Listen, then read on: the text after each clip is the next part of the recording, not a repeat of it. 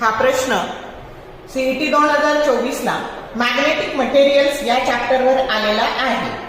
A conductor of length capital L carries current I through it when it is made in the form of circular loop. It's magnetic moment is K into I.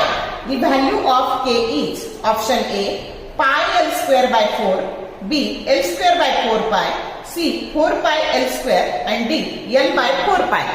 आता आपल्याला काय दिलंय तर हे circular loop आहे, त्याच्यातून I इतका current जातो आणि त्याची लेंथ L आहे. मग आता ही लेंथ म्हणजे त्याचा सर्कम्फरन्स येणार आहे 2 pi r आणि त्याच्यात त्याची रेडियस काय आहे, ही जी रेडियस आहे त्याची लेंथच्या स्वरूपात किंमत आली L by 2 pi. मग त्याचा एरिया किती असणार आहे तर तो एरिया पाय आर स्क्वेअर असणार आहे.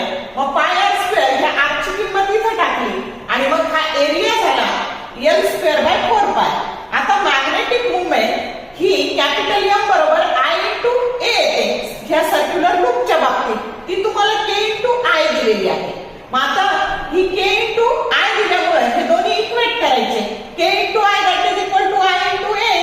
मग I कॅन्सल झालं आणि K बरोबर काय आलं A, की जी A ची किंमत काय आहे, एरियाची किंमत आहे त्याची L स्क्वेअर बाय 4 pi, की जो करेक्ट ऑप्शन D आहे. समजलं कसं सोडवलं? शॉर्ट व्हिडिओ आवडले लाईक करा, शेअर करा, कमेंट करा. For more useful tips and tricks keep watching wings of physics. Thank you very much.